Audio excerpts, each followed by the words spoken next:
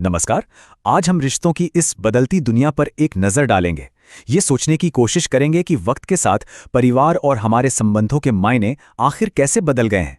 चलिए एक पूरी पीढ़ी के अनुभवों से इस बदलाव की गहराई को समझने की कोशिश करते हैं। सुनने में ये बात बहुत ही आम लगती है ना? लेकिन इस एक लाइन में एक पूरी पीढ़ी का दर्द, उनका अनुभव, सब कुछ छिपा हुआ है। ये सिर्फ एक वाक्य नहीं है, बल्कि दो अलग अलग दुनियाओं के बीच का एक बहुत बड़ा फासला है।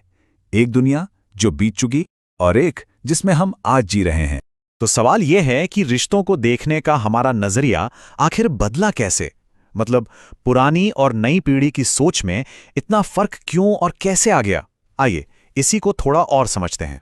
अब देखिए फर्क कितना बड़ा है। एक तरफ वो जमाना था जब रिश्ते आशीर्वाद की तरह हुआ करते थे।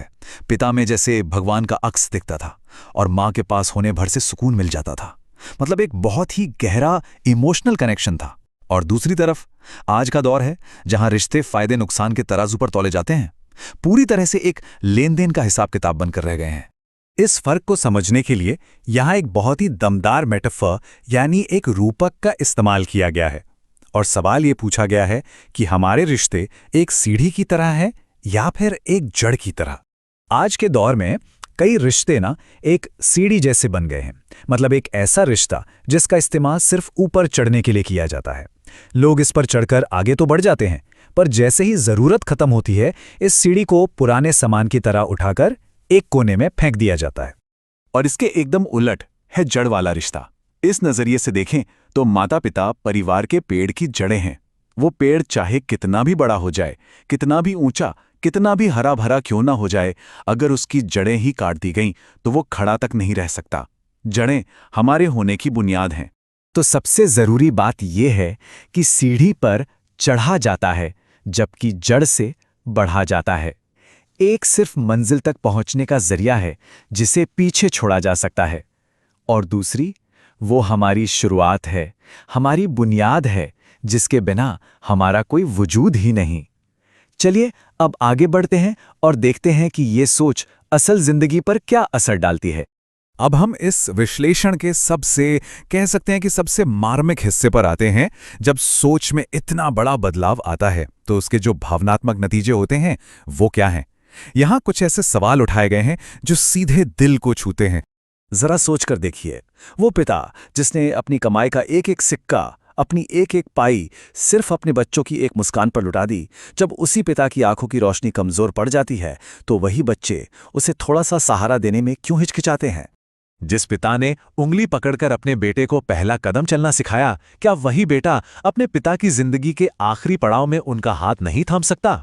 ये सवाल जिंदगी की शुरुआत और उसके अंत के बीच के रिश्ते को बिल्कुल साफ साफ दिखाता है। माता पिता अपनी पूरी जिंदगी अपने बच्चों को खुशियां देने में निकाल देते हैं, तो फिर आखिर में बदले में उन्हें सिर्फ तन्हाई, सिर्फ अकेलापन ही क्यों मिलता है? ये एक बहुत ही दर्दनाक हकीकत है जिस पर यह सवाल रोशनी डालता है। और शायद आज की पीढ़ी ये भूल जाती है कि वक्त का पहिया तो घूमता ही है। आज जो माता पिता की पीढ़ी बूढ़ी है, कल वो भी होंगे, और जो सवाल आज वो पूछ रहे हैं कल वही सवाल उनसे भी पूछा जाएगा। लेकिन ये कहानी यहीं पर खत्म नहीं होती। इस दर्द और अकेलेपन के बीच उम्मीद और ताकत का एक ऐसा जरिया भी है जिसे शायद अक्सर नजरअंदाज कर दिया जाता है। ये एक वाक्य पूरी कहानी का रुख ही बदल देता है। ये बताता है कि ये सिर्फ एक लाचारी की दास्तान नहीं है, बल्कि इसमें आत्मसम्मान और अंदरूनी ताकत की भी एक कहानी है। यहाँ सोच ये है कि जिसने एक नन्हे से बच्चे को पाल पोसकर इतना बड़ा कर दिया, वो अपना ध्यान खुद भी रख सकता है। उन्हें उम्मीद से ज्यादा समझ की जरूरत है। और इस पूरे सफर में सबसे बड़ी खुशकिस्मती है एक सच्चे हमसफर का साथ। प्यार की बातें तो बहुत होती हैं, लेकिन असली प्यार की परिभाषा शायद यही है, जो आखिरी सांस तक साथ खड़ा रहे, जो हर सुख दुख में साथ निभाए। यहाँ एक बहुत ही गहरी बात कही गई है। एक माँ अपने बच्चों की हर गलती शायद माफ कर दे, ये उसकी ममता है। लेकिन एक पत्नी अपने पति की आंखों में आंसू कभी बर्दाश्त नहीं कर सकती, खासकर तब जब उन आंसुओं की वजह उनकी अपनी ही औलाद हो। ये एक जीवन साथी के अटूट बंधन को दिखाता है।